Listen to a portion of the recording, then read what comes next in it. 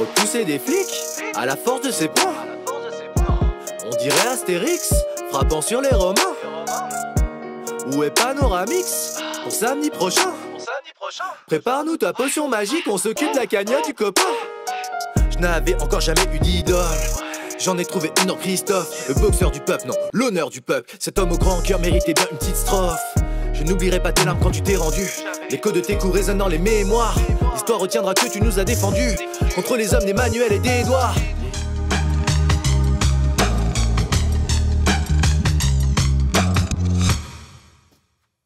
Je suis ravi de vous accueillir tous les deux. Ça faisait longtemps, Christophe, que je voulais te revoir. Donc Christophe Détinger, comment on peut te présenter, boxeur, champion de France de boxe pro, gilet jaune, héros des gilets jaunes, type qui a été brisé par le système. On va prendre de tes nouvelles. Et surtout, grand boxeur, puncher, enfin, etc. Et à tes côtés, Selim Derkaoui. Donc Selim qui a écrit un livre qui s'appelle « Rendre les coups, boxe et lutte des classes ». C'est un livre, moi, il m'a beaucoup plu parce que c'est un bouquin un peu hybride. Alors, il y a une super préface de Médine, une postface de Ruffin, mais au milieu, il y a c'est le portrait de ton père, quoi. C'est vraiment un livre sur ton père. Oui, c'est un livre sur mon père qui lui-même était boxeur amateur en Normandie. Ouais. Et en fait, chaque chapitre commence par son histoire. Et comme tu dis, le côté hybride, c'est que son histoire, en fait, c'est celle de plein d'autres boxeurs et plein d'autres boxeuses. Leur enracinement de classe sociale, d'origine ouvrière, parfois aussi souvent immigrés. Et tout ça, en fait, fait en sorte que voilà, j'ai un peu varié les tons et les analyses aussi historiques, politiques, sociologiques, mais toujours en partant de son histoire et de celle d'autres boxeurs et de boxeuses. Alors on va en parler parce que c'est intéressant, parce que tu abordes beaucoup de questions liées au racisme, liées à la lutte des classes, liées à l'extrême droite. Le ring devient le théâtre de combats politiques, en quelque sorte. Comment ça t'est venu et comment tu peux définir ce rapport entre boxe et lutte des classes? De base, c'est en discutant avec mon père, il me parlait souvent de Mohamed Ali, figure historique, politique, boxeur très connu, et qui était aussi connu pour son engagement politique, c'est-à-dire son refus d'intervenir au Vietnam pendant la guerre. And I will say here boldly now on television, no, I will not go 10,000 miles from here to help murder and kill another poor people simply to continue the domination of white slave masters over the darker people of the earth. That I've said it once and I will say it again. The real enemies of my people are right here, not in Vietnam. Et mon père, il me parlait souvent de Mohamed Ali, non pas en tant que boxeur, mais en tant que personne politique. Donc ça m'a vachement marqué, jusqu'à aujourd'hui, où je me disais, mais finalement, le lien entre boxe et politique, il est sous nos yeux. Aux États-Unis, il est très, très connu par rapport au ghetto noir américain, à Ali. Et moi, je me demandais, est-ce qu'en France, on peut faire des liens, justement, entre boxe et lutte des classes, entre boxe et politique?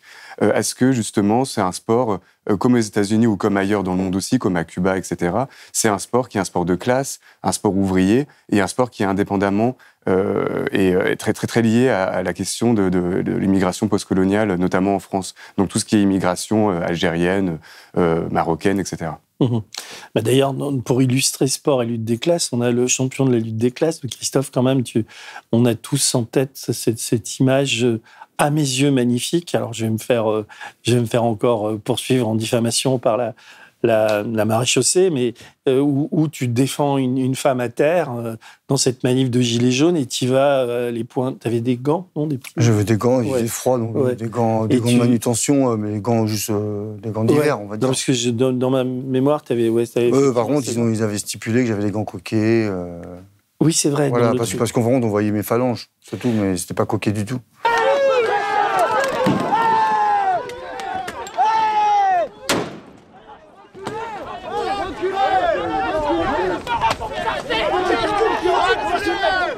Quand j'avais vu l'image, il y avait une sorte de héros qui était en train de naître, même si toi, t'avais pas du tout, sans doute, cette perception-là. Tu l'as pas fait pour devenir un héros. Tu l'as fait pour défendre une femme à terre, et tu l'as fait parce qu'il y avait cette violence. Moi, je sais, j'y allais aux manifs ou tout. Ils étaient quand même, ils étaient beaucoup plus forts que nous, enfin, les forces de l'ordre. Ouais, oui. Et là, il y avait des femmes, et toi, tu y vas avec tes poings. Moi, j'avais lu l'excellent bouquin d'Antoine Peillon sur Cœur de boxeur.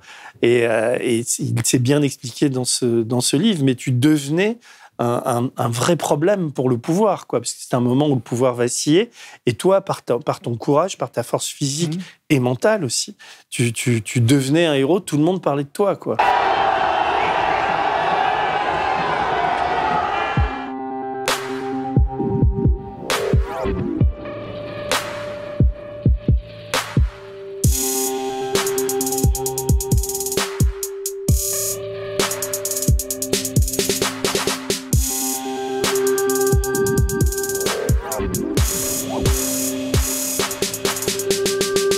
Monsieur Dittinger est arrivé, il a enlevé le policier qui était sur moi en train de me donner des coups de pied avec ses chaussures coquées, et il l'a projeté, il l'a enlevé. J'ai pu enfin pouvoir sortir de là, il m'a sauvé la vie. Souvent encore, dans la rue, les gens me croisent et me remercient de l'acte qui a été fait pour ce mouvement, et puis en fin de compte, ils se ressentent derrière. Et maintenant, c'est la petite classe, hein, voilà, c'est sûr. C'est les petits gens, comme on dit. Et en fin de compte, j'ai dérangé ce système, parce que tous les petits gens apprécient l'acte que j'ai pu faire.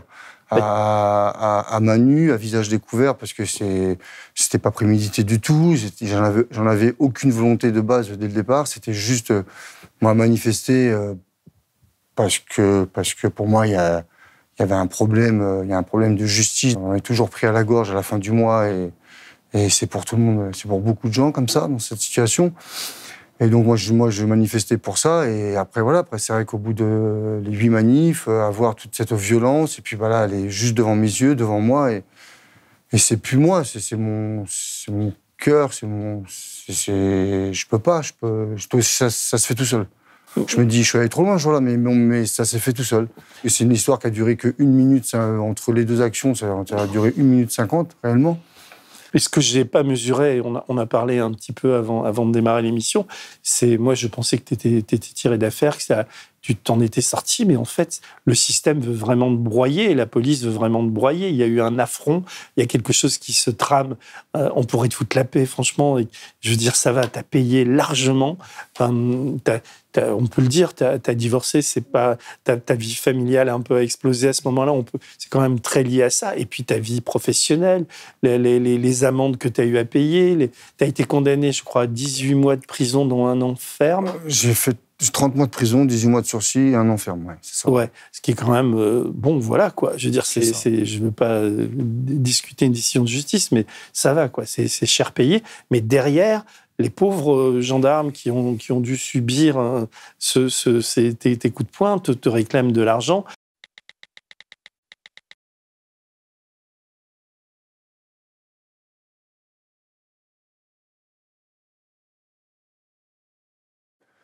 S'ils veulent m'étouffer, c'est tout. On peut dire qu'il y a une première avocate qui t'a exploité aussi, qui a demandé beaucoup d'argent, enfin, et que je trouve absolument anormal, parce que, je veux dire, personne ne sait que tu as payé autant on a l'impression que...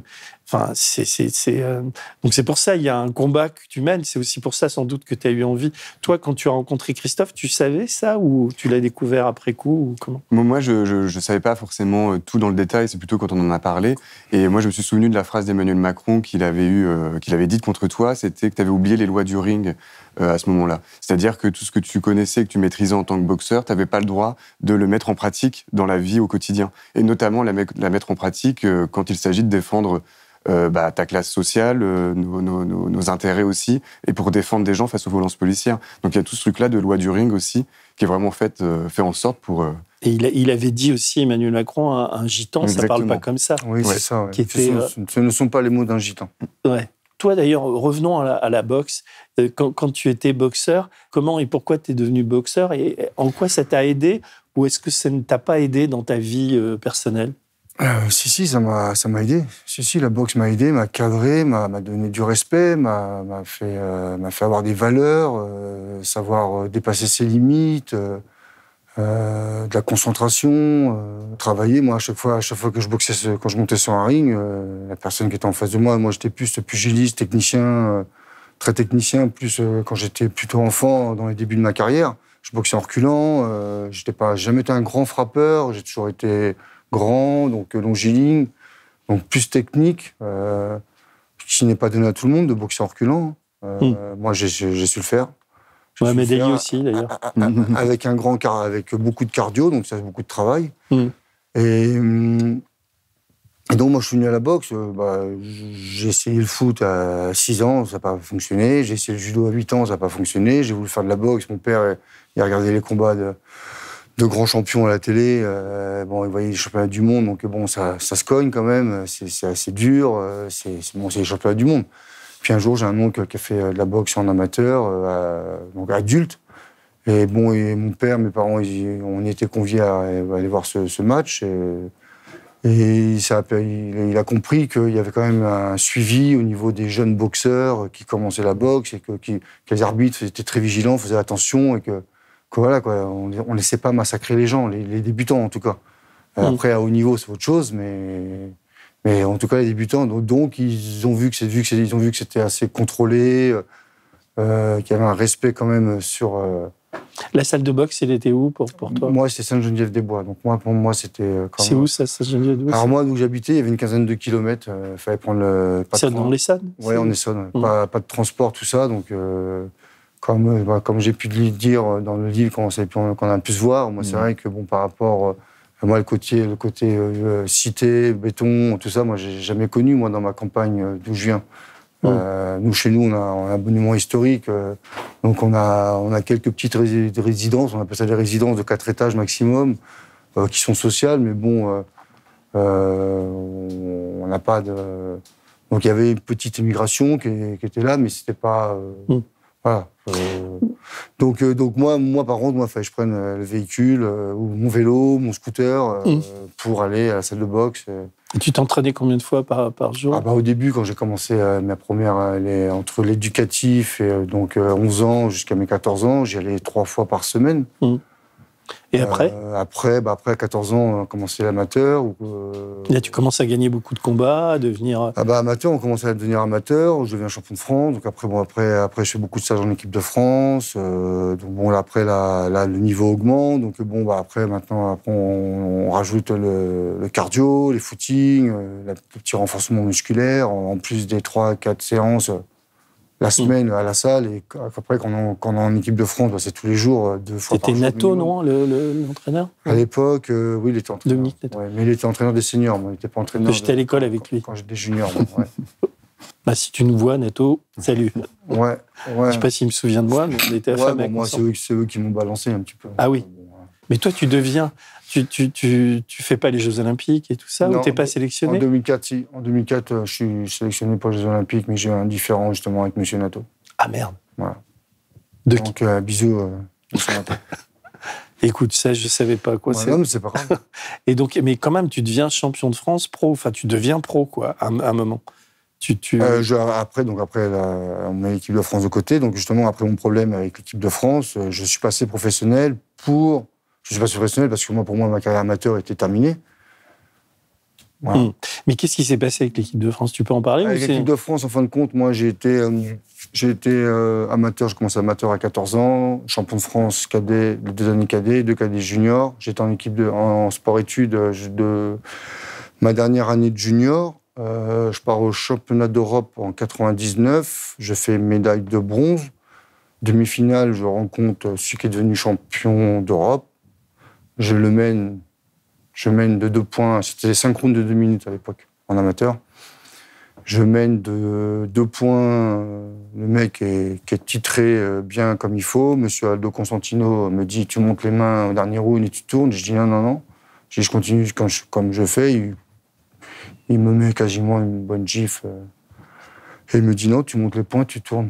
Donc je monte les points, je tourne, je me refais remonter de 2 points. Je finis le combat à match nul et je perds par préférentiel. Il gagne par préférentiel. Ouais, il était plus titré, tout ça. Bon, ce qui est logique, ce qui est normal. Donc j'ai eu les boules. Je suis rentré, je sais plus, on était en quel pays? On était en Hongrie, je crois. Ouais. Je rentre à l'aéroport. Ils me montent tous dans le bus pour entrer en équipe de France. Je prends un taxi et je rentre chez moi et je raccroche les dents. Pendant 3 ans. Pendant 3 ans, je parle plus de la boxe. Je veux plus entendre parler de la boxe. Je profite un peu de la vie, un peu trop même. Et à un moment donné, j'ai dit stop, t'es en train de te ruiner, Christophe, reprends quelque chose, qu'est-ce que tu sais faire, tu sais boxer. Donc j'ai repris mon sac de sport et je suis revenu à la salle de boxe. Même 3 ans plus tard. Non, mon entraîneur avait changé mon initiateur de boxe avait changé de club, donc je suis retourné à Corbeil-Essonnes où il était. Mmh. Et cette année-là, je redeviens champion de France, poids lourd, senior. C'est dingue. Voilà, la même année, cette année-là, j'élimine tout le monde. T'avais la rage. Voilà. Donc, il me demande de revenir en équipe de France. Donc, moi, j'ai un appartement, j'ai une voiture, j'ai ci, j'ai ça. Je ne suis pas inscrit sur les listes d'athlètes de haut niveau. Donc, il me redemande de venir en équipe de France en juin 2003. Et j'apparaîtrai sur les listes d'athlètes de haut niveau en janvier 2004. Ce qui est normal, ça a toujours été comme ça. Il faut toujours une année, c'est des années de transition. Ouais, c'est ça. Et il me proposait de me donner une classification pour que je puisse, moi, vivre. Et puis là, T'avais laissé tomber ton boulot, j'ai laissé tomber mon boulot, que je gardais quand même. J'ai gardé mon appartement, j'ai mon assurance voiture, tous les petits trucs comme ça. J'ai tenu, donc en janvier, pas d'argent, en février, pas d'argent, en mars, pas d'argent. Je qualifie la catégorie pour les Jeux, parce qu'en fait, on qualifie, c'est pas nominatif, on qualifie la catégorie. Voilà. Par exemple, mais chez les lourds, c'est quand même la catégorie reine. C'est moi qui peux qualifier la catégorie, mais ils peuvent prendre un autre nom. Ils peuvent prendre quelqu'un d'autre s'ils veulent. Ça, c'est comme ça. Et jusqu'à temps que mars, avril, toujours pas d'argent. Et là, tu peux plus vivre. Monsieur Nato, je l'ai vu, puis j'ai dit, la parole n'est pas tenue, donc merci, au revoir. Et il me dit, tu vas au jeu? Je dis, merci, au revoir. Ah oui, mais c'était quand même une douleur pour toi, là, de ne pas aller au jeu. Après, on peut avoir Après, on peut avoir ouais, de temps en temps, il y a des regrets, des petits pincements au cœur, comme ça, mais bon, après, c'est la parole, c'est l'engagement, et j'en suis assez... J'étais assez fier de ça. Mais pourquoi je peux pas serrer la main à quelqu'un qui me regardera dans les yeux et puis qui respecte pas son engagement. C'est juste ça. Et je peux pas parce que c'est quelque chose que j'arrive pas à faire, que je ne sais pas faire. Ouais, non, je te comprends. Donc, la parole n'est pas tenue, je m'en vais. Maintenant, s'il y avait eu un versement peut-être de rectification de solde, un solde qui au prorata de ce qui me devait, peut-être que je serais revenu. Ça n'a pas été le cas. Donc voilà, je suis jamais revenu. Donc ma carrière amateur terminée. Donc je suis passé professionnel. À la 7e reprise, le Rouennais est blessé au cuir chevelu, ce qui n'arrange pas ses affaires. Christophe Détinger termine le match en trombe. Le Rouennais a du mal à rester debout. C'est la victoire de Détinger qui défendait son titre pour la première fois. Mes ambitions, c'est de garder mon titre, d'apprendre mon métier et d'aller plus loin si c'est possible. Et là, tu gagnes un petit peu d'argent ou c'est un peu mieux Le statut pro est un grand mot. Le statut pro, on devient pro, mais bon, après, il faut se faire la main. On commence à faire des petits 4 rounds. C'est pas des boxeurs très connus. Les entraîneurs, ils y vont tatillon. Malheureusement et heureusement, on a des gens de pays étrangers qui viennent pour faire le sac, l'histoire de nous mettre en confiance.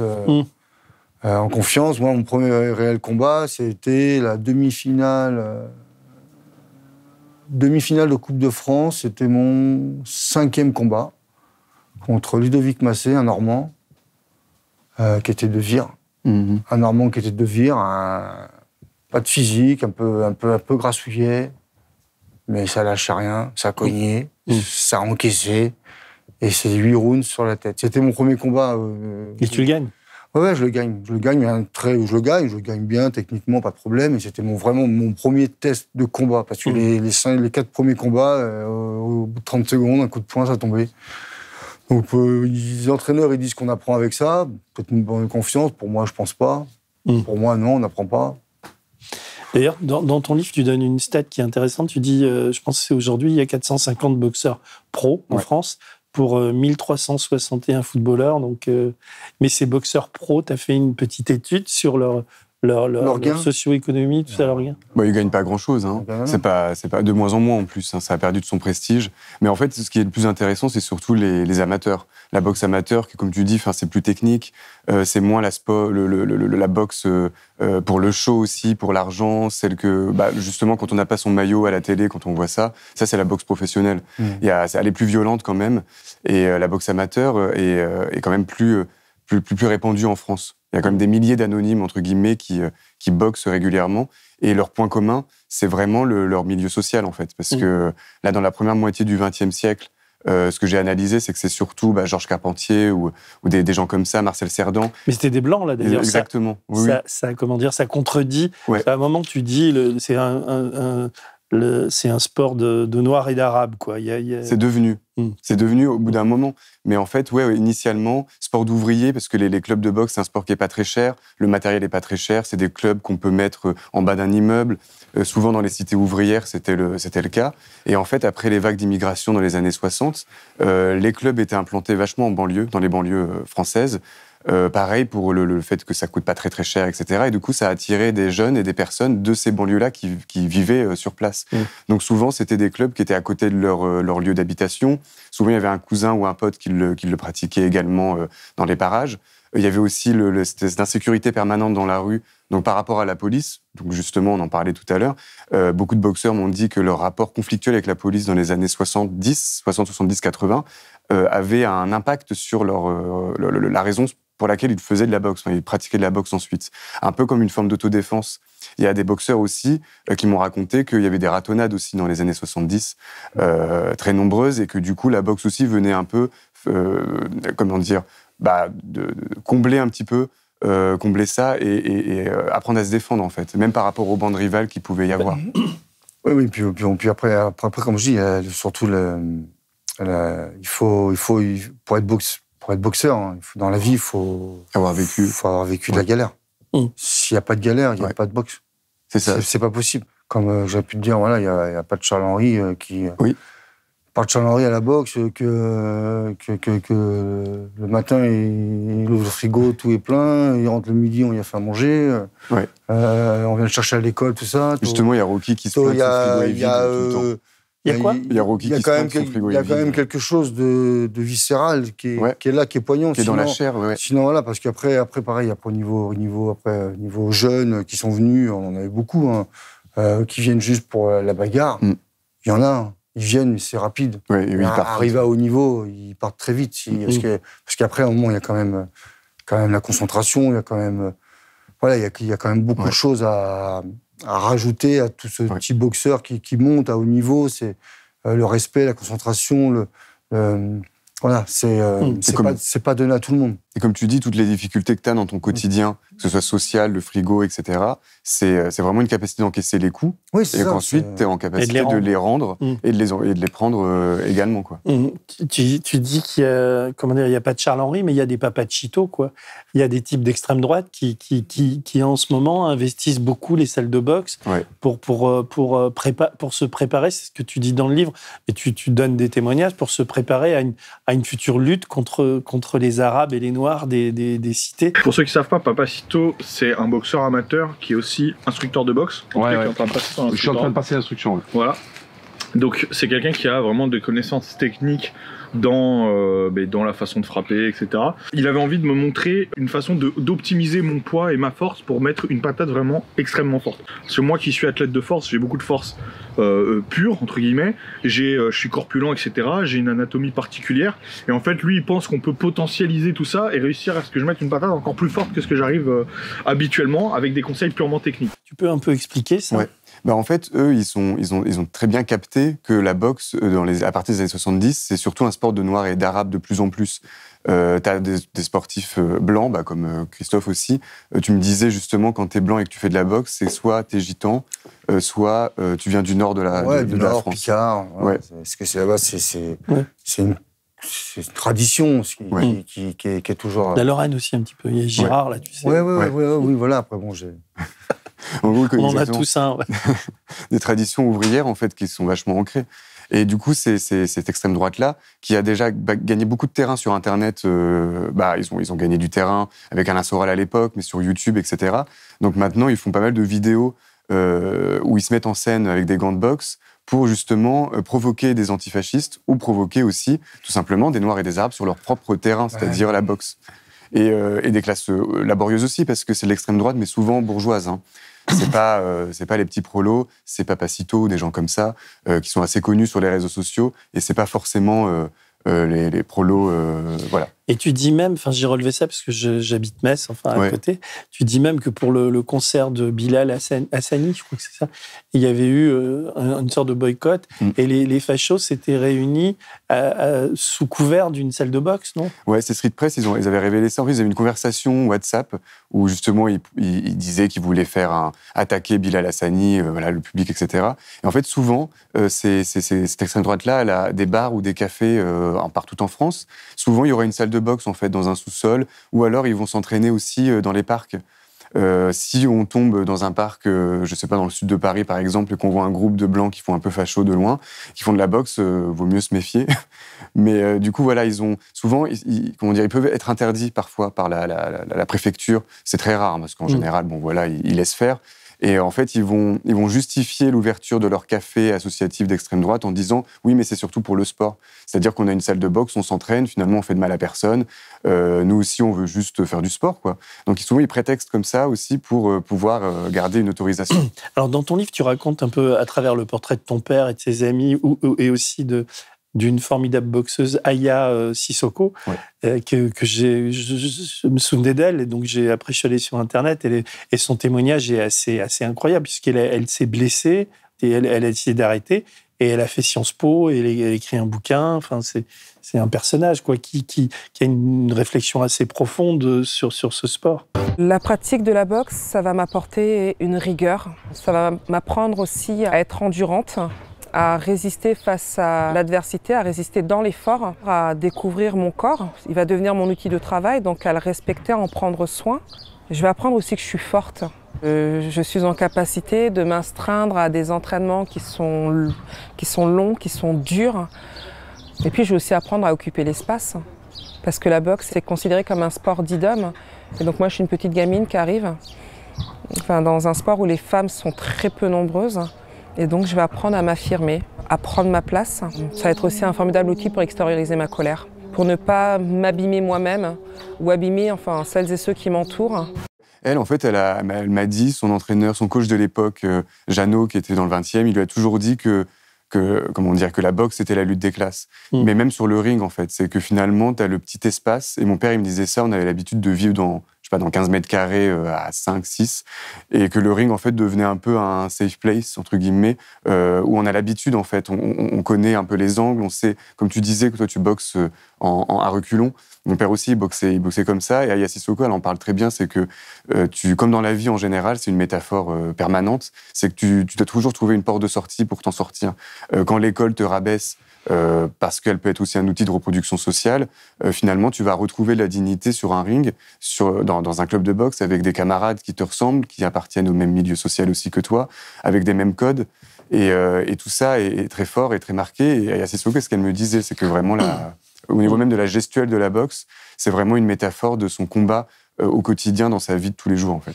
Et toi, Christophe, quand on t'écoute ou quand on te lit, on a plutôt l'impression, mais je me trompe peut-être, d'un exercice solitaire, quoi, que t'es assez seul, quoi, avec cette fraternité du ring. Moi, j'ai toujours boxé pour moi, et moi. J'ai adoré boxer. J'ai jamais été fan de boxe. J'ai jamais été une fan de boxe. Un jour, je gagne le Gant d'Or, équipe de France, vidéo, caméra, patati, premier trophée qu'on m'offre avec l'équipe de France, parce que je suis champion de France. On me dit que je suis la catégorie de Jean-Marc Marmec. On me dit, que pensez-vous des combats de Jean-Marc Marmec? J'ai jamais regardé. Tout le monde choqué, tout le monde surpris. Ils ont trouvé ça irrespectueux de ma part. J'ai dit la vérité, je regardais pas. Les combats, je commençais à les regarder un petit peu maintenant. Ça fait quelques années que je regarde les combats, mais j'ai jamais été. Je trouve ça dur. Quand je le regarde moi-même, je trouve ça dur. Pour toi, c'est-à-dire que tu te dis merde, je suis passé. C'est pas moi qui est sur le ring, donc je trouve ça dur. Je vois. Après, je connais la difficulté de l'entraînement, tout ça. Mais par contre, moi, j'aimais me donner des défis. Voilà, c'est tout. Et après, donc, tu dis ton premier combat contre le Normand, là, tu gagnes. Après, il y a une finale. Après, j'ai une finale de Coupe de France qui est dans le sud, où je me fais mal à la main au 5e round, parce que je me suis opéré de la main 2 fois. des métacarpes. Je me fais mal à la main, mais je finis le combat et je le gagne. Donc, j'ai un champion de Coupe de France et c'était au mois de juin. Et en août de cette année-là, on me propose comme ça, sur un coup de tête, de boxer Kamel Amran. 38 combats, 30 victoires, 20 KO, je crois. Ouais, moi, j'avais fait 6 combats. 1m92 pour Christophe Détinger, 1m88 pour Kamel Amran. Là, c'était un titre qui était vacant, mais il a été champion d'Europe, il a été champion de France, c'était sparring de Tiozo à l'époque. Il a boxé Mohamed, c'est un très grand. Et donc là, qu'est-ce qui se passe? Moi, je dis ouais, on y va. On y va, ouais, c'est parti. Et c'est parti pour la première reprise. Détinger, le boxeur du ring de Massy, short noir. Attention à l'expérience, attention à la jeunesse fougueuse qui a l'envie de victoire fin. On répète que Christophe Détinger dispute son premier combat en 10 rounds. Il va falloir maîtriser, gérer les rounds, pas tout donner en première partie de combat. Combat très difficile, très dur, beaucoup de bouteilles de la part de Kamel, beaucoup d'ancienneté, beaucoup de vices, Réellement, ce combat-là, si j'avais pas la ceinture à la taille, j'aurais peut-être décroché. Parce que je crois que le lendemain, quand je me suis réveillé, je crois que j'avais la moitié du crâne qui était bleu, c'est un hématome. C'était ouais, très, très... Et là, tu le gagnes aussi? Je gagne au point, je gagne, après, il n'y a pas un écart... On est en quelle année, là? On est en 2007. Oh, il percute droit, magnifique. Il est passé. De Détinger. Crochet droit maintenant. Allez, les dernières secondes. C'est terminé. La fin de cette dernière reprise. Un championnat de France magnifique, Stéphane. Le premier qui donne 6 points d'écart. Ouais, c'est beaucoup. C'est beaucoup. En tous les cas, Christophe Détinger devient le nouveau champion de France des lourds légers. Il bat Kamel Amran, il inflige à Kamel Amran sa 6e défaite. Il n'y a pas un grand écart, mais je gagne, voilà. Quoi, Et t'enchaînes, après, tu continues. Et là, quand tu gagnes ça, tu prends un peu de blé au passage? Ça, ce combat-là, je crois que je prends 5 000 €, je crois. Non, c'est pas... J'ai des amis boxeurs qui ont fait de la boxe... je sais pas, 10 ans, qui boxaient 10 ans avant pour des championnats de France, ça prenait 250 000 francs. À l'époque des francs, c'était 250 000 francs pour un combat, donc équivalent de 40 000 €. Ouais. Et c'était des catégories beaucoup super... Et qu'est-ce qui fait que cette économie change? Je sais pas, on a peut-être eu du mauvais promoteur, par un moment.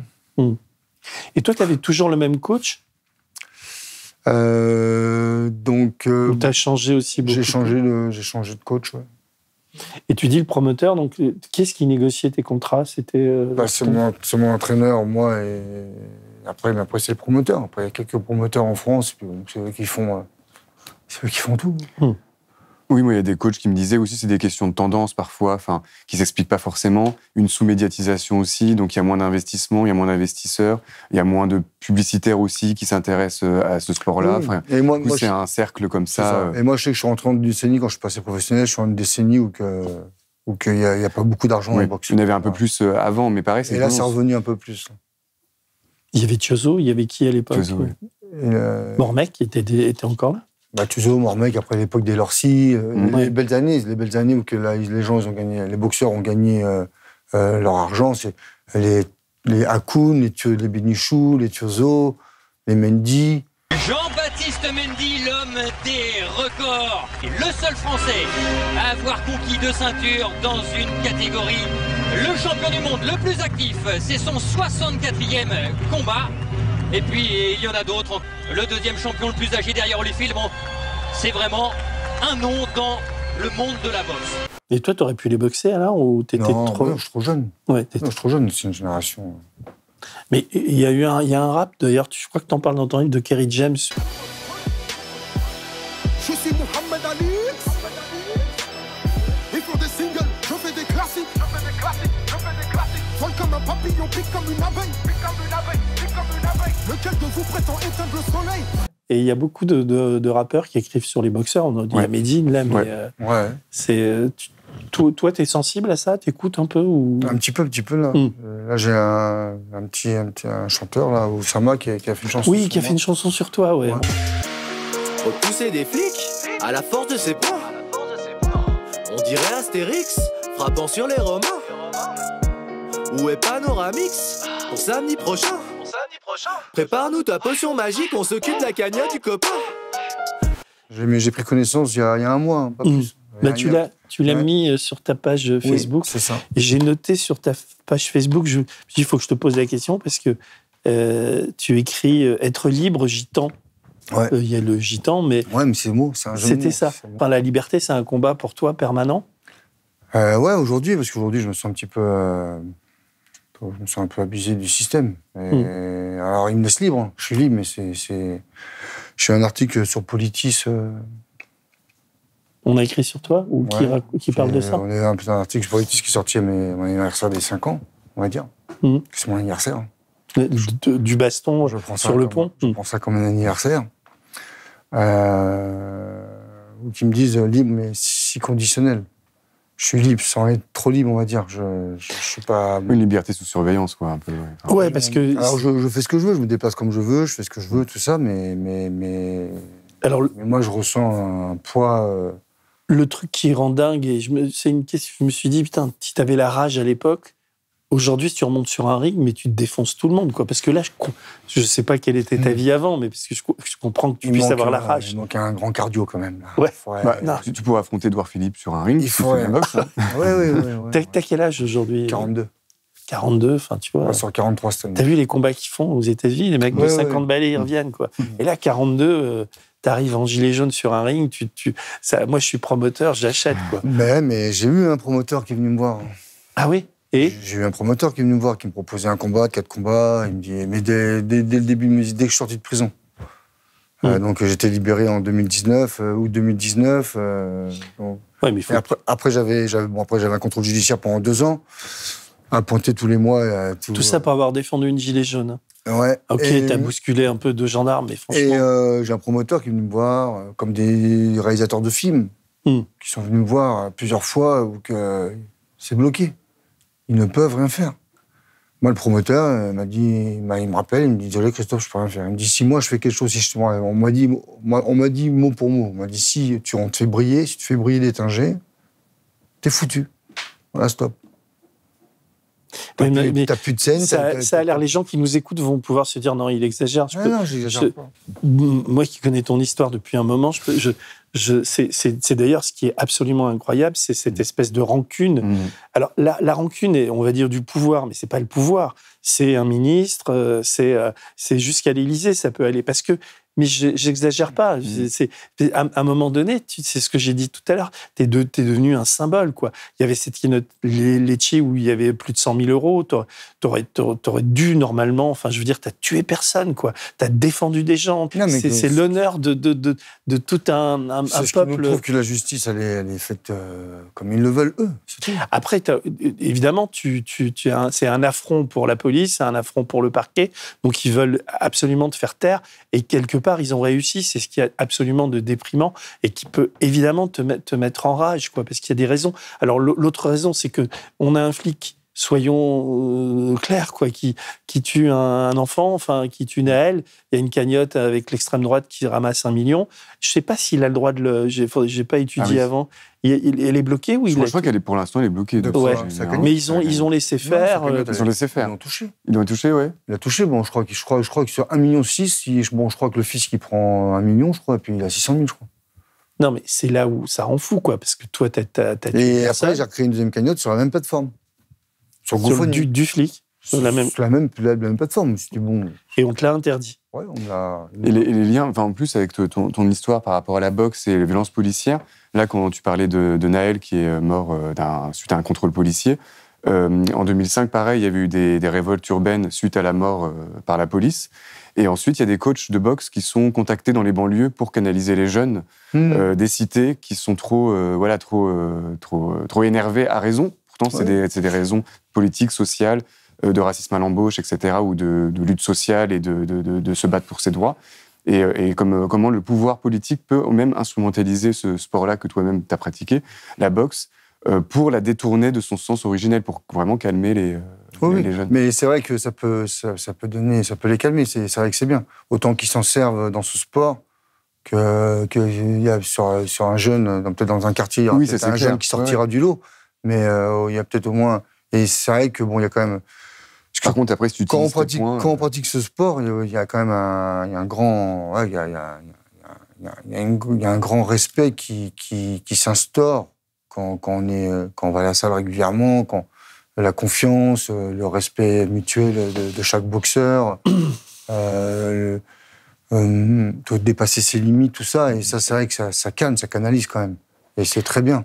Mais tant mieux que... Maintenant, ils font des jeux, c'est des jeux, voilà, quoi, Violette est champion de France en 2007 en gagnant ce combat-là. Et après, tu continues. Je continue en 2008 aussi. Après, Tu fais combien de combats? Je suis 2 fois champion de France. Et après, je fais mon 3e titre. La 3e fois que je remets mon titre, je perds mon combat. Opposé au Toulonnais Faisal Ibn Arami, 27 ans, 15 victoires, 3 défaites. Christophe Détinger va voir ses rêves en partie s'envoler dès le premier round. Touché sur un uppercut, le Massicois est au bord de la rupture, mais parvient à ne pas s'effondrer sous les coups de son adversaire. La soirée s'annonce difficile face à un redoutable boxeur. À la fin du 9e round, je prends un crochet du désespoir. Juste là, je tombe. Je me relève, il n'y a pas de compte debout, le combat y repart et première fois de ma vie en difficulté, j'ai pas su gérer. J'ai pas su gérer, j'aurais dû cracher le protège-dents, j'aurais dû l'accrocher, j'ai voulu et il y a eu une série de coups de poing et quand on ne remise pas, l'arbitre il a arrêté. Il a arrêté le combat. Pour moi, c'était arrêté un petit peu rapidement, mais bon, c'était à la régulière quand même. Voilà, après, D'accord. Voilà. Et après, tu as encore l'énergie de t'y remettre ou cette défaite-là t'as secoué? Si, j'ai l'énergie de m'y remettre. Si. Mais bon, après c'est difficile. C'est difficile. Après, il y a la situation de famille, l'engagement dans les maisons. On achète un terrain, on construit, on rénove, les enfants ils grandissent. Donc après, il y a beaucoup de... Et tu raccroches les gants en quelle année? J'ai raccroché les gants en 2013. Et quand même. En 2013, et je suis pareil, sur 23 combats, je crois que j'ai 4 défaites. D'accord. Voilà. Et là, donc tu disais, tu suis pas, quand les combats à la Tony Yoka, là, ce genre de choses, tu regardes un peu ou... Ouais, bon, je regarde pas sur le direct, mais je regarde les résumés d'après. Oui, je la regarde. Ouais. À Tony Yoka, je trouve ça dommage. Sa médaille olympique, j'aurais préféré que ça se passe différemment quand même. Pour moi, elle n'est pas méritée. Ah oui. Là, après, il y a eu une enquête de fait, juste après les Jeux Olympiques, quand même. Sur les 6 médailles, il y en a quand même 3 qui sont un petit peu... Les 6 médailles françaises ou... 6 médailles françaises, oui. Sa femme, son ex-femme, Estelle, il n'y a pas de problème, elle la mérite largement. Après, la médaille de Tony, après, elle a discuté, on va dire. Mais je sais, il y a eu pas mal de... Il y a eu pas mal de trucs. Après, j'ai pas les preuves à 100%, c'est juste mon avis à moi. Moi, ce que j'ai vu de mes finales... Bon, voilà, quoi, on lui donne. Oui, il y a plein de coachs et de boxeurs qui disent comme toi. On lui donne sa médaille. On lui donne, et pourtant, j'ai pas les... Et pourquoi? Je sais pas. Après, à l'époque, le président de la IBA, c'était un Français. Je crois qu'il a eu des problèmes les années qu'on suit. Maintenant, c'est juste... Je peux pas le confirmer à 100%, mais bon, c'est des petits trucs que j'ai entendus. Mais à vérifier, je suis sûr que ce que je dis, on est dans le vrai. Voilà. Oui, c'est le box business, quoi. Business, et donc, en fin de compte, Tony Yoka, par exemple, voilà, il a un super profil. Grand, beau gosse, bel athlète, tout ça. Maintenant, une fois de plus, ce qui est malheureux, il passe pro. Il est pris encore avec des promoteurs, voilà, sans citer de nom. Il est pris avec des promoteurs où on protège, on le protège. Lui, il est un petit peu arrogant, il est un petit peu prétentieux. Il va aux États-Unis, mais il devient champion de France. Boxe les mecs en France, devient champion de France pro, et après, tu iras à faire le malin à l'extérieur. Et voilà. Et en fin de compte, voilà. Là, il vient se prendre les 2 défaites qu'il se prend, là, elles sont terribles, quoi. Moi, c'est dommage parce qu'il va se relever, ouais. Non, mais non, c'est fini. C'est fini. Il y a longtemps, c'est fini déjà. Dès qu'il a commencé, c'était fini, quoi. Ouais, mais ça, tu le savais pas. Enfin, tu le savais, tu le sentais, toi. Bah, si, parce qu'on l'a trop protégé, on l'a trop mis une image. Après, je le connais pas personnellement, ça se trouve un mec sympa. Et c'est dommage, parce que moi, vu les atouts positifs qu'il avait, il aurait pu faire un grand champion. Maintenant, après, moi, ce qui m'a toujours énervé un petit peu, c'est la petite arrogance qu'il avait. Moi, une fois, je suis parti à Nanterre, à Réna, je sais pas quoi, il boxait contre Johan Duopa, qui a fait une belle carrière pro, qui boxait tout le monde, un grand athlète, qui boxait tout le monde. On l'appelait en Russie, il boxait tout le monde. Ouais, il prenait son billet, mais il boxait tout le monde. Il avait peur de personne. Moi, c'était un sparring à moi, on faisait beaucoup de sparring, il était entraîné par le père de Bobo Lorcy, Julien Lorcy. Et bon, il bat mon ami de boxe. J'ai mon ami de boxe, je joue à la boxe, hein, Johan Duopa. Après, j'avais pas de contact hors boxe. Mais mon partenaire, mon sparring de ring. Et il le snob. Il le bat, tout ça, et en fin de compte, il le bat, non, avec lui, il y a un grand respect, ça va, tout ça. Mais en fin de carrière, Johan Duopa, il est fatigué. Mais donc, il le bat. Et Tony Yoka, il est content, il gagne un. Il y a Fabrice Tronchet qui monte sur le ring, qui est champion de France professionnel actuel, et qui dit « boxe-moi ». Et puis là, c'est des bisous qu'il envoie, c'est des clins d'œil, aux États-Unis, ils font ça, mais on n'est pas aux États-Unis, nous. On est en France et on respecte ses adversaires, on respecte son truc. Et surtout qu'il est protégé par toute une clique de promoteurs, de sponsors, de Canal et tout ça.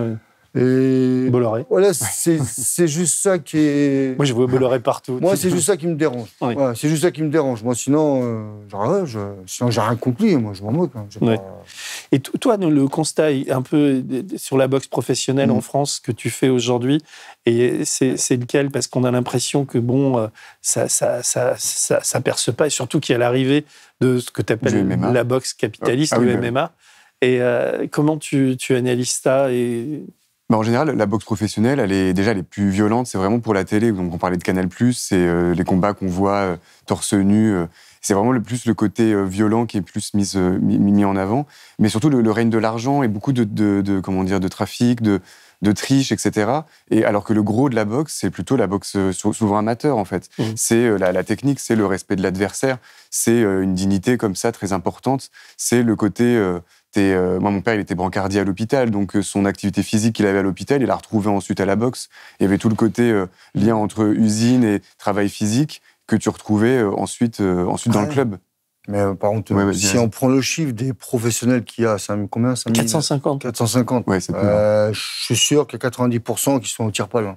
Il y a 90% qui sont au tir-pal, au bâtiment, au brancardier, chez les professionnels. Il y a peut-être, s'il y en a 40 qui vivent, et encore... 40, c'est un change. 40, franchement, ça serait vraiment à vérifier, à contrôler. Combien sur ces... T'as pas vérifié ça? 400 de quoi? T'as pas... si, sociologiquement. C'est un peu plus de 400 boxeurs qui en vivent. Ils en vivent quasiment, il y en a aucun. Quasiment aucun. Ils ont besoin de travailler à côté. 95% qui en vivent pas. Oui, ils ont besoin de travailler à côté. Le statut pro, il est pas comme les footballeurs, rien à voir. Tu racontes d'ailleurs une belle histoire, enfin, si tu peux sur ton père, ce seul combat qu'il fait contre un Israélien sur Canal d'ailleurs. Ouais.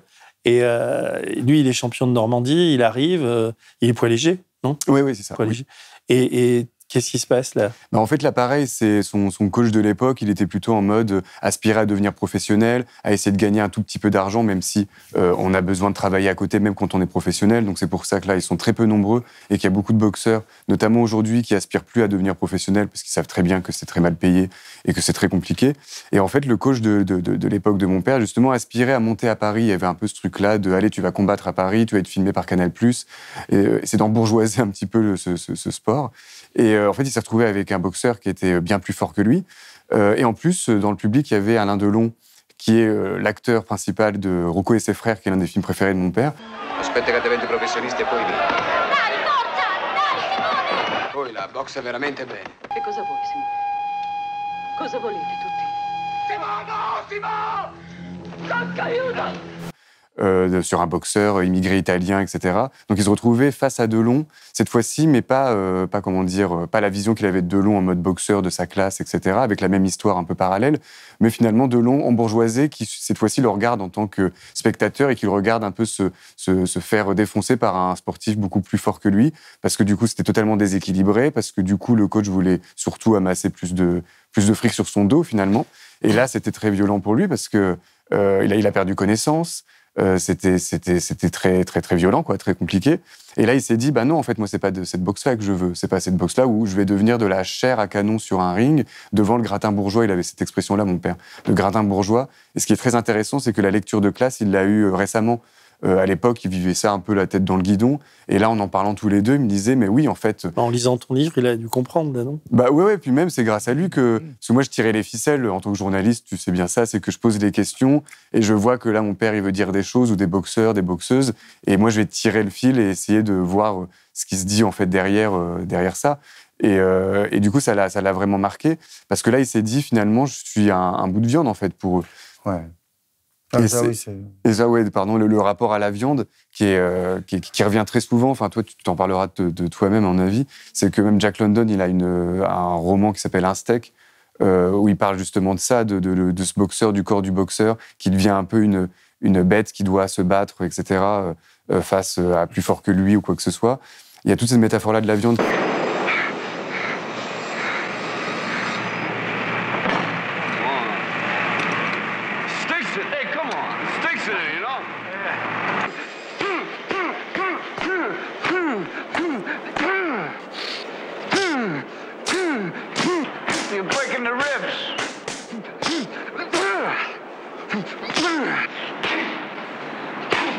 Ce qu'il faut dire, c'est qu'à la fin de ton livre, tu cites des livres, des films et des chansons ou des raps liés à la boxe. Ouais. Et c'est vrai que ça donne envie de les revoir ou de Raging Bull à... Enfin, je ne vais pas tous les citer, mais tu aimes ça, ton nom, j'imagine, et Rocky et tout ça. Moi, j'arrête pas de les regarder, quoi, quand il y a pas... Oui, il est passé il y a pas longtemps, d'ailleurs, je crois, Rocky. Ouais. Tu regardes un peu, toi ou Oui, le Rocky, oui, je sais regarder. Oui. Ouais. C'est très inspirant, quoi. Oui, c'est clair. En plus, moi, ce qu'il me disait, c'était plus par rapport à la musique. Il me disait que c'était assez intéressant parce que... Et puisqu'il mettait son Walkman et il écoutait... Pour aller s'entraîner. Ouais. Et en fait, moi, j'ai découvert pas mal de rappeurs français qui ont écrit des textes sur la boxe. Je ne savais pas moi-même. Booba. Il y a Booba aussi qui en a. Il y a Nekfeu. Il y en a plein à l'époque aussi. Il y a Tunisiano dans les années 90. Et comme aux États-Unis, le rap américain, il y a beaucoup de musique sur la boxe. En France, pareil, c'est le rap français, c'est le rap des banlieues. Donc c'est ça. C'est des gars qui soit ils ont, je sais pas, je dis n'importe quoi, mais Tunisiano, il a peut-être un pote à lui qui faisait de la boxe dans son quartier. Ça lui a inspiré cette musique-là.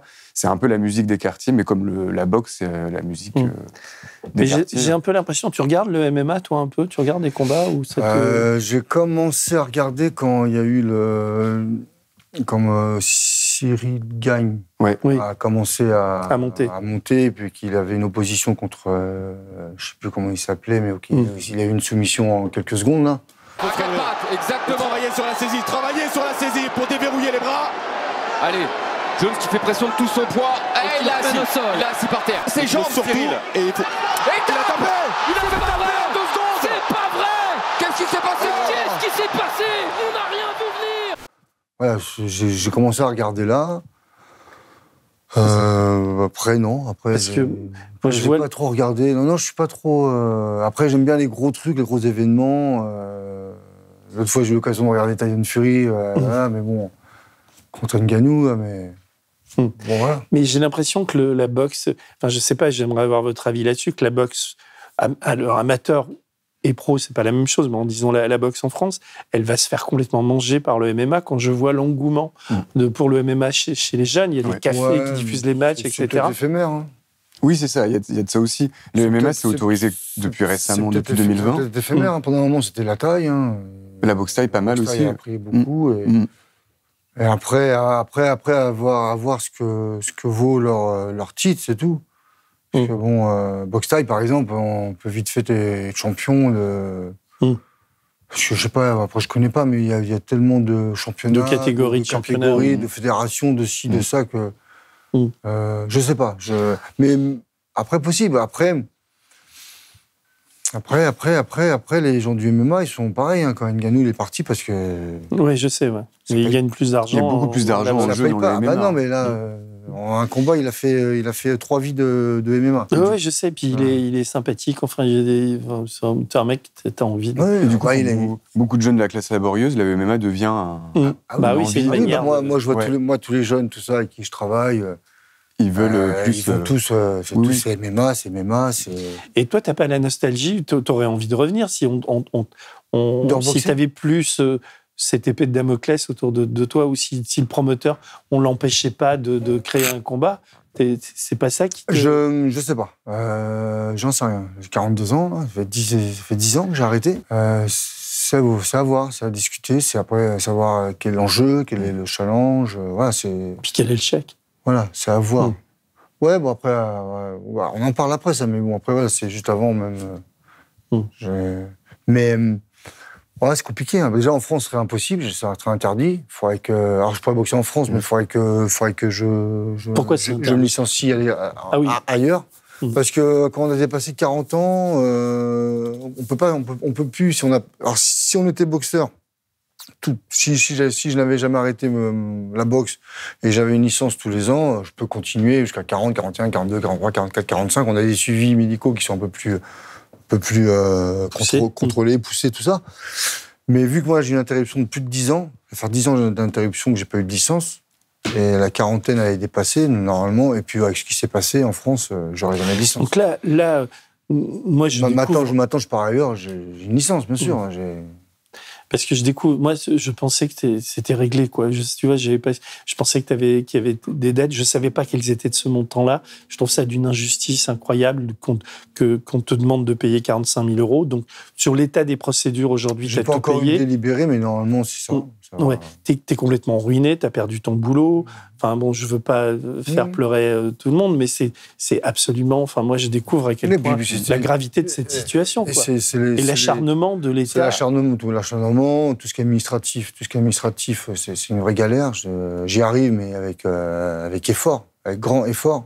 Là, tu peux plus rien faire, parce que dès que tu gagnes un centime, ça t'est saisi. Là, tu me disais qu'ils ont saisi sur ton compte. Il y a 2 ans, ils m'ont pris 2 fois. C'est l'équivalent. Une fois, ils m'ont pris 1500 et quelques, une fois 1300 et quelques. Et juste avant août et juste avant Noël. C'est en plus des moments bien stratégiques. Hein. On essaye de mettre 150 € de côté pour partir en vacances avec tes gosses, et c'est là qu'on te prend. Ah non, mais c'est ça fait caricature de régime autoritaire. Voilà quoi. Et après j'ai été sur un tribunal et on a mis un accord. Je fais un prélèvement, je fais un virement tous les mois. Et puis voilà. Parce qu'il y a 2 gendarmes. Le premier, tu as été condamné à lui verser 3 500 Je crois que c'est 3 500. Voilà. Il y en a eu un 3 500 et l'autre 5 000. Et il a accepté, et l'autre il a pris les sous, mais en même temps, il a porté plainte. C'est sûr, de loin, il est par terre, il est allongé par terre, et je mets coup de pied et coup de poing. Voilà. C'est lui. Et c'est lui qui bombait la femme qui était... C'est lui. Mais les vidéos, médiatiquement, ils les ont inversées. Et cette femme, elle considère que tu lui as sauvé la vie quand même. Elle était en train d'étouffer. Enfin, quand on voit les PV, qu'on lit le bouquin d'Antoine Payan. C'est une dame qui a des problèmes de santé, et qui te remercie encore aujourd'hui. Qui se bat quotidiennement au niveau santé. Voilà. Il y avait un premier rang qui a essayé d'avancer. On s'est retrouvés parqués dans les rues, coincés sur la passerelle. Le premier rang a essayé de passer, il s'est fait repousser. On a essayé d'avancer, on ne faisait que de marcher. On s'est retrouvés à se faire gazer, pousser les boucliers. Il y a la foule qui est arrivée derrière moi. Il y a un policier qui a essayé de me mettre au sol pour éviter que je me fasse écraser. Un de ses collègues a levé sa matraque, il m'a tapé au visage dans la bouche. Son collègue lui a dit plusieurs fois d'arrêter de me taper, ne la tape pas, ne la frappe pas. Elle n'a rien fait. Il n'arrivait pas à enlever son collègue de mon dos. Je me suis retrouvée à genoux par terre en boule. Son collègue continuait à me frapper et à me donner des coups de pied dans le poumon, là où j'ai mon cancer du sein, et au poumon où j'ai mon emphysème, ma BPCO. Monsieur Dittinger est arrivé, il a enlevé le policier qui était sur moi en train de me donner des coups de pied avec ses chaussures coquées, et il l'a projeté, il l'a enlevé. J'ai pu enfin pouvoir sortir de là, il m'a sauvé la vie. Sinon, j'y serais passé parce que mon poulet était en train de se décoller. Pour mon décoller, je vous laisse imaginer ce que ça peut faire. Écoute Christophe, moi en tout cas, Blas, on va je sais pas, on va essayer de suivre ça. Je trouve ça d'une telle injustice après, Tu demandes rien, je sais, mais... Non, mais après si, j'aurais 2-3 trucs à voir. D'accord, on va en parler. Et donc, merci Céline. À la fin de ton livre, il y a ton père qui rêve que dans les écoles et les lycées, on apprenne la boxe aux gamins, à la cubaine un peu. On en est loin quand même, non? Oui, là, on en est loin. Enfin, en plus, c'est vraiment, pour tout ce que tu disais, sur le respect, sur le côté, si à l'école c'est compliqué, au moins tu as une espèce de confiance en soi, en toi ensuite, grâce à ce sport-là et à ce truc-là éducatif. Non, surtout que maintenant la boxe, l'État l'instrumentalise pour calmer les jeunes quand ils s'énervent trop. Donc c'est la tendance, elle est plutôt à l'inverse. Mais ça peut s'inverser parce que les coachs dans toute la France, ils ont un imaginaire de boxe qui est beaucoup plus dans le partage et pas du tout dans la boxe capitaliste et avec l'argent en jeu. Hein. C'est au contraire, ils peuvent dire à leurs boxeurs de ne pas tendre vers la boxe pro, etc. Parce que pour pas y perdre ses ailes, quoi. Bon, ça s'appelle Rendre les coups. D'ailleurs, à la fin, il y a une postface de François Ruffin. Oui. Tu l'as. J'ai eu l'occasion de le croiser à la fête de l'UMA. Et lui, il a écrit un beau texte à la fin qui s'appelle Rendre l'amour. Non, c'est ça, Rendre l'amour. Et il y a 5-6 pages sur toi, Christophe. C'est vraiment un bon livre. Boxe et lutte des classes. Je vous invite à le lire. Et je vous invite aussi à vous abonner à Blast. On vit de ça. Pour nous, pour boxer sur le ring des médias, quoi. On a besoin d'abonnements, on a besoin de dons, de choses comme ça, quoi. Ouais. Merci à vous deux. Christophe, tu veux dire un truc? Merci. Oui, après moi, s'il y en a qui veulent avoir un petit résumé de ce qui m'est arrivé ces 5 dernières années, j'ai eu un article sur, je peux annoncer, oui, bien sûr. J'ai eu un article sur Politis le 5 janvier de cette année, on va dire, que vous pouvez retrouver sur ma page, donc Christophe Détinger. Sur ma page Facebook. Christophe Détinger, ou sur la page Il n'y a plus qu'à. Il n'y a plus qu'à. Et... On va mettre les références dans l'article. Et nous, on va suivre ce qui t'arrive. C'est quoi la prochaine séance judiciaire? Il y a une date? J'attends le délibéré, non. D'accord. Non, normalement, après, je suis bon. Après on retourne pour la cagnotte, on retourne en cassation. D'accord. Ça va mettre quelques années, là, je pense. Sinon, on fait une cagnotte. Oui, mais on peut pas. On va réfléchir. Voilà. Merci à tous et puis bonne continuation. Et puis, on va se boire un coup. Okay. Merci. Au revoir. Repousser des flics à la force de ses poings. On dirait Astérix frappant sur les Romains. Où est Panoramix pour samedi prochain? Prépare-nous ta potion magique, on s'occupe de la cagnotte du copain. Je n'avais encore jamais eu d'idole. J'en ai trouvé une en Christophe, le boxeur du peuple, non, l'honneur du peuple. Cet homme au grand cœur méritait bien une petite strophe. Je n'oublierai pas tes larmes quand tu t'es rendu. L'écho de tes coups résonne dans les mémoires. L'histoire retiendra que tu nous as défendus contre les hommes d'Emmanuel et d'Édouard. Les monuments du peuple sont dans son cœur, dans ses luttes, dans ses silences. Personne ne le fera, mais on leur doit. J'érige une statue sonore pour les gitans. Hommage au peuple du vent, à mes oiseaux.